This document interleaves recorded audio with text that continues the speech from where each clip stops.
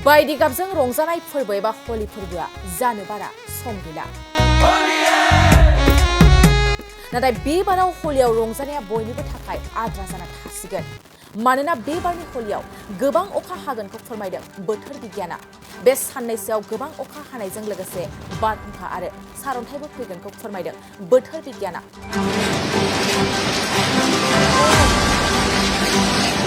बे गोबां अखा आरो बारहुंखानि थाखायनो हलिनि रंजाथाया बयखौबो आद्रा खालामसिगोन।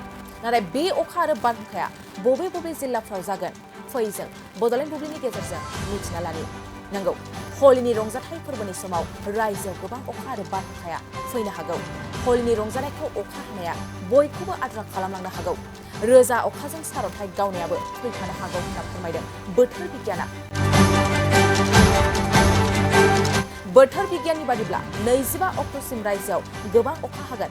बोथोर बिगियाननि फोरमायनाय बादिब्ला आसाम रायजोनि सा सानजायाव गोबां अखाजों लोगोसे बारहुंखाबो फैगोन। क'क्राझार, चिरां, बङाइगाव, धुबुरी, बरपेटा, बाक्सा, गवालपारा, नलबारि, दरं, अदालगुरि, कामरुप, करिमगन्ज, सोनाब कार्बि आंलं, नगाव, मरिगाव, हजाइ, डिमा हासाव, सिलचर, हाइलाकान्दि, सानजा कार्बि आंलं, बिश्वनाथ, सनितपुर, लखिमपुर, माजुलि, जरहाट, गलाघाट, तिनिसुकिया, डिब्रुगड़, शिबसागर, धेमाजि आरो खोला सालमारायाव येल्ल' एलार्ट फोसावदों बोथोर बिगियाना। बे फोसावजानाय जिल्लाफ्रावनो गोबां अखाजों लोगोसे गोबां बारहुंखा फैगोनखौ फोरमायदों बोथोर बिगियाना।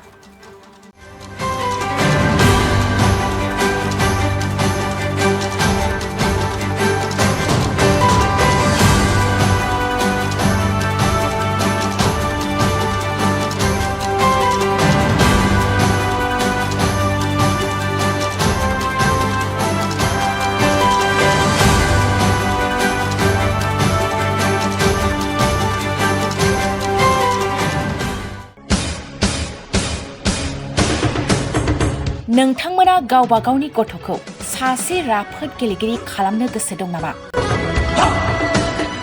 रायजोआरि, हादरारि, हादर गेजेर थाखोसिम गेलेगिरि खालामनो गोसो दंब्ला नोंथाङा गोबाव दा खालामसै। सासे राफोद रोंखा-राखा गेलेगिरि खालामनो थाखाय नोंथाङा जानजि खाफ्रादो आरो मुं थिसनहैदो।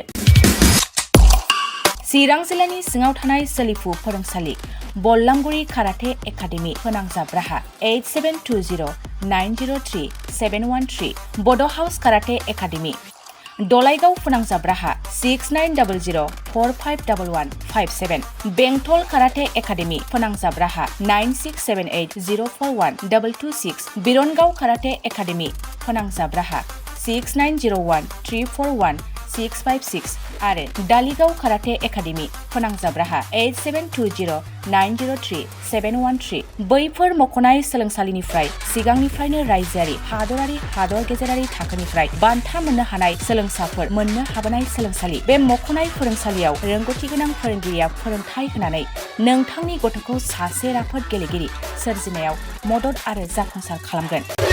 अब्ला मानोथो गोबाव खालामनो, थाबैनो मुं थिसनहैदो।